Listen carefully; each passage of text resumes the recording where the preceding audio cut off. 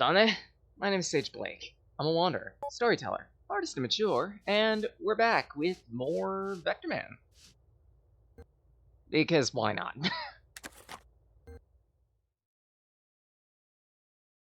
I mean, I started this damn thing last week. I might as well finish it, right? At that, I should also probably load that save state.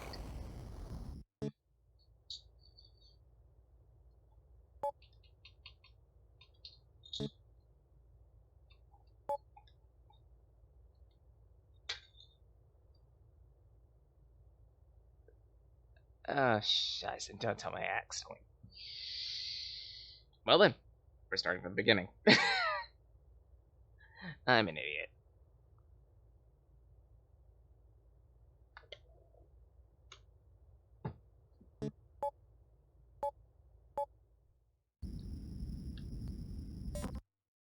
Never mind, I'm not an idiot.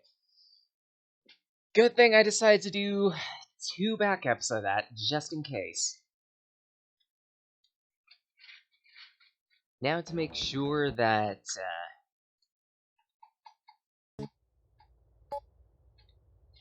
this gets saved. Just in case things go wrong yet again.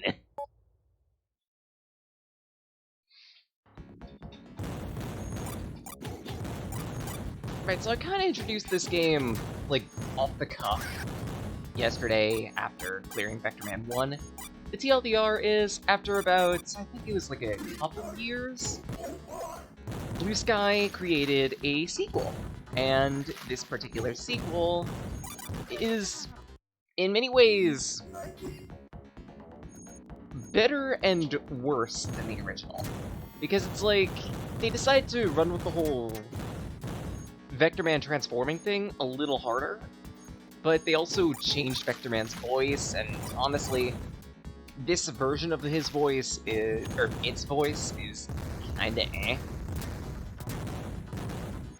But all the changes that they introduced for gameplay are, for the most part, good ones.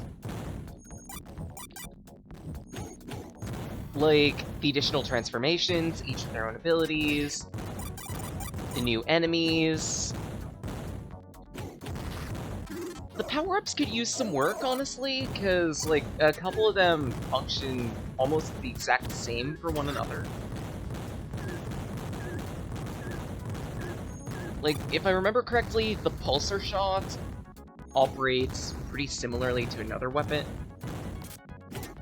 Actually, no, it's more like the differences between the weapons are hard to recognize. Because the pulsar shot... Oh, I can turn. I didn't realize that. The pulsar shot's main gimmick is it's a little wild, but it deals a little more damage. But it's not exactly obvious from that. The spread shot was completely removed in favor of lasers, of rapid-fire lasers that spread outward, and that's essentially it's a hybridization of the spread and also the muck gun from the first game. And the third power-up, for guns at least, was, shit, trying to remember.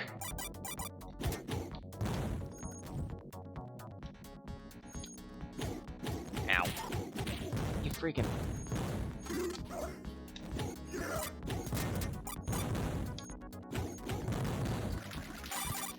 well, regardless, the power-ups aren't great.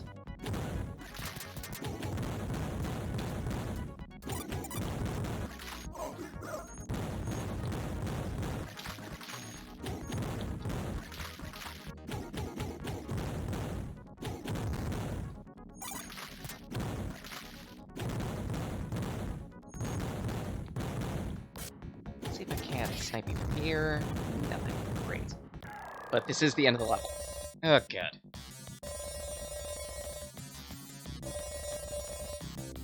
Quick save, just in case.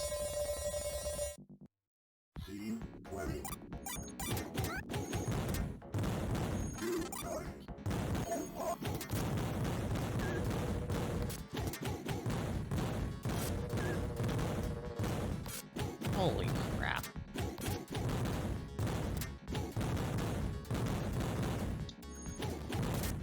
Pretty much how you're meant to handle these tank sections is go slowly.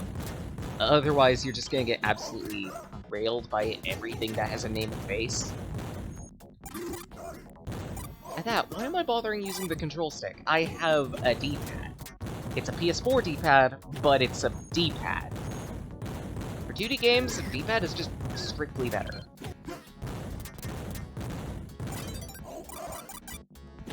And I didn't really need that max health pickup. Actually, that's another thing. The max health pickups are a lot easier to obtain in this game than in Vectorman 1. Because in Vectorman 1, they were in pretty much specific places in specific stages, and if you didn't get them, you were SOL. Here, there's just like a very rare chance of you finding them off enemies, and that's really useful.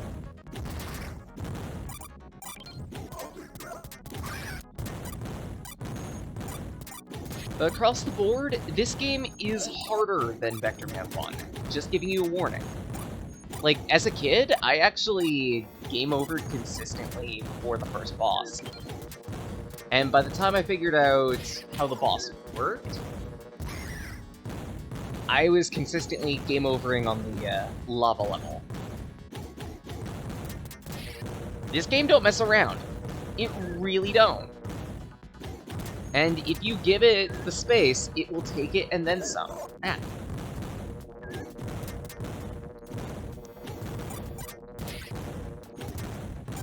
Also, be aware of how many shots you can have on screen at a time, because that's going to determine how quickly you can fire. Case in point here, max 4.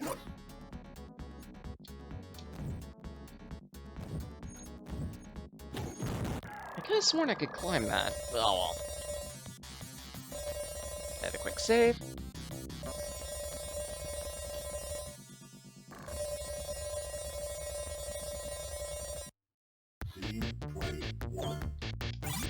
Actually, come to think of it, I think we're close to the end. I want to say this was toward the end.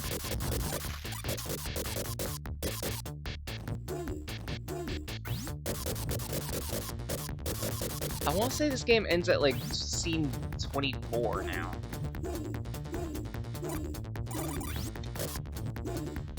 Because the music that we're listening to right now is actually the music that plays for the final boss.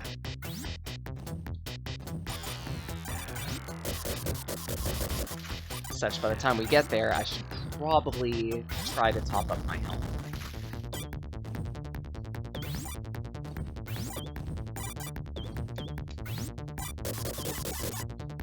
Or at least, if I can actually get help. Okay. Or the stage could end. I'll take it. 7 HP in a dream. Yep, this is the final boss. Queen for a day. Ow! That voice creeped me out as a kid. That surrender! It's also, strangely enough, an inspiration for my dark voices. Also, this is the game over screen. It terrified me as a kid. This boss is no joke. Even when you know what you're doing, it can table your health in a heartbeat. What you need to do is shoot it in the butt/brain. Problem is, that's hard to do. It's a very specific hitbox, and the queen is constantly firing it. Not to mention, if you get onto these platforms, then she tries to swipe at you, so you really don't have much room for error, if at all. Especially since one of the big things that Vectorman 2 changes is your invincibility frames. You have almost no invincibility when you get hit.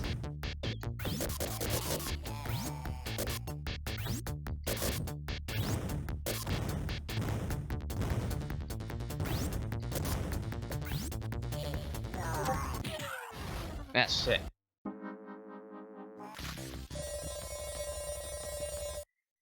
This is a hard boss, and not for the right reasons. It's really difficult to harm her. it's really easy for her to damage you, if not combo loop you.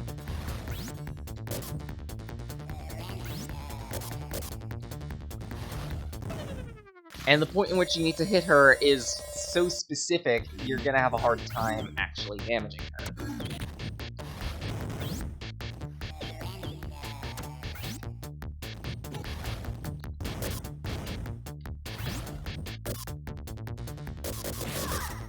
Case in point right there.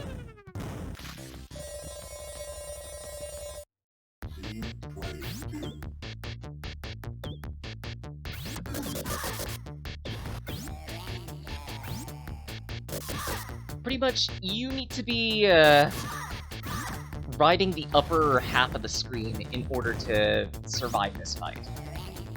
Or at least the first phase of this fight. Because yes, like most other bosses in this game, multiple phases means multiple frustrations.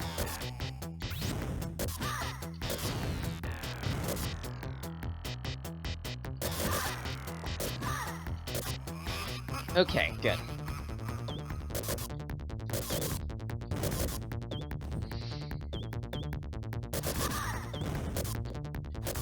Just play this patiently. Shit.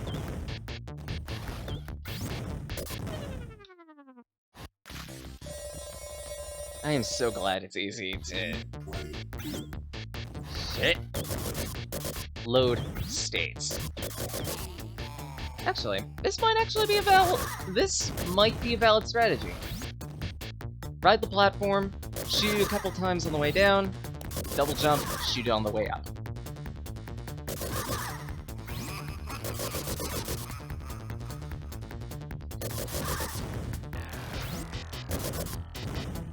The only issue is, the moment you get hit, you lose your footing, and you gotta re-get that. You gotta retain that before she snipes you. Tall order.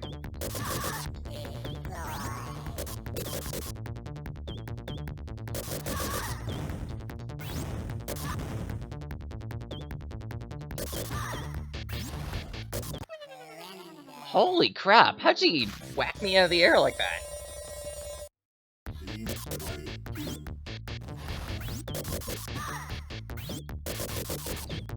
Okay, good.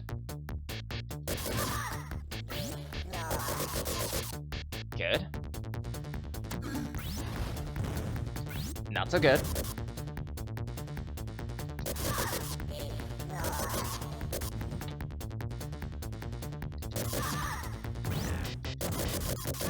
Really?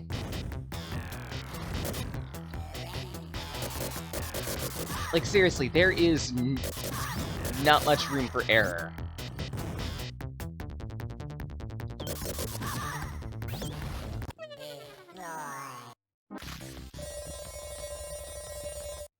This boss fight sucks. But there's a reason for it, believe it or not.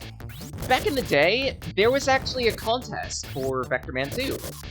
Yeah, Blue Sky hosted a gaming contest, so to speak, where the winner would have attained, like, I believe it was like $10,000, and all you need to do to win was be the very first person to finish this game.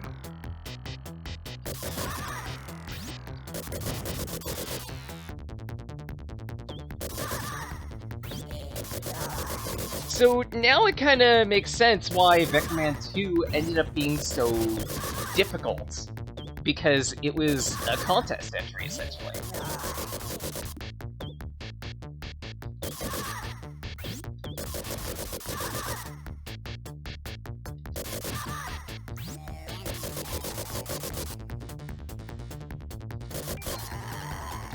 Alright, that's the first phase, and we lose a platform for that.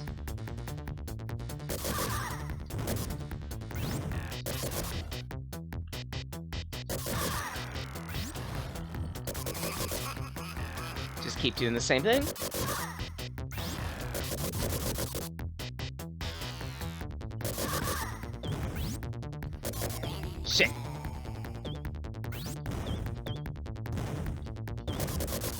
Okay, good. Move over a little bit, just to make sure I don't get hit by her shot spread. Oh, really?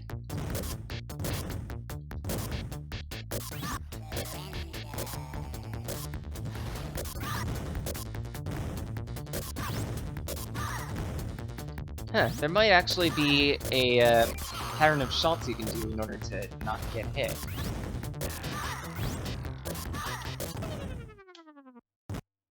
It's gonna be very specific.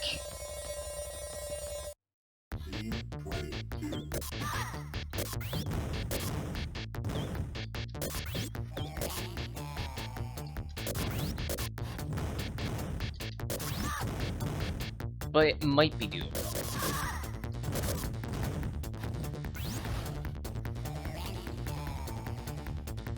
Yeah, you know what? Load.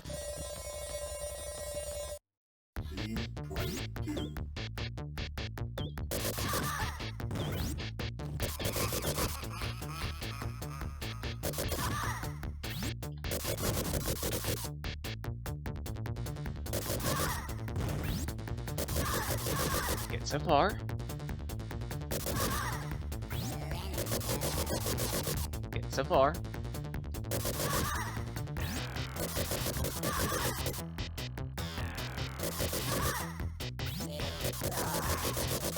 Just keep this pattern.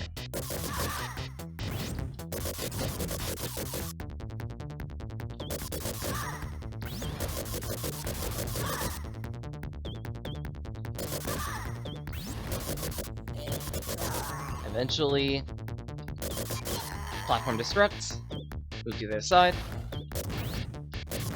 Ow.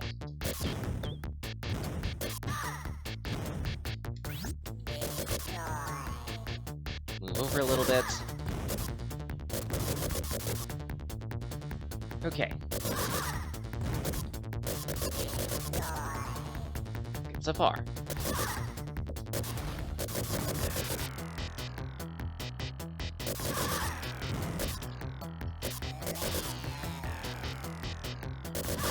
Yeah, nope. Over a bit.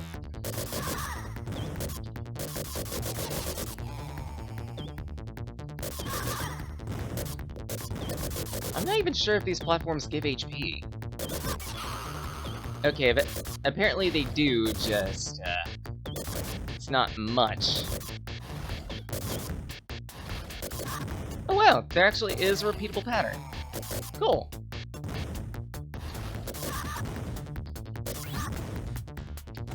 Crap.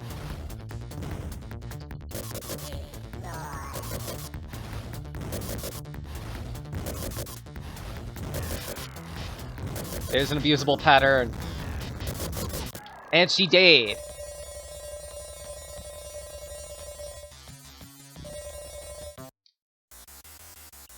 And that is game clear.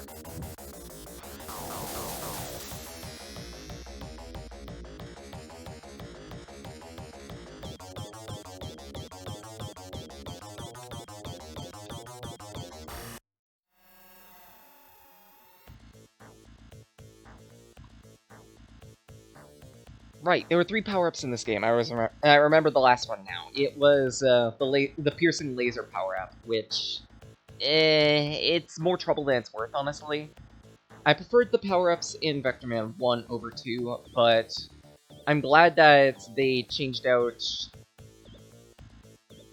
the bomb power.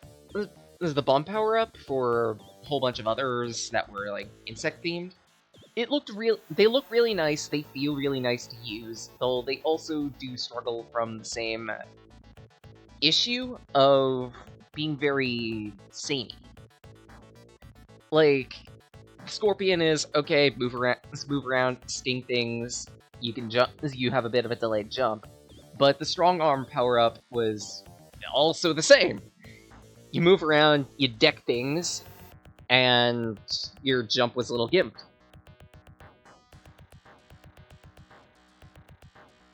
They're both good powers, but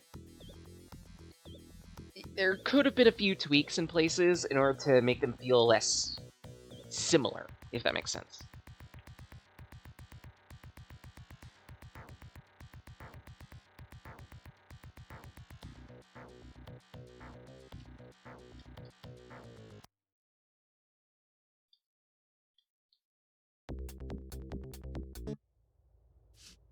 But with Vectorman 2 finished, I kind of just want to mess around for a little bit.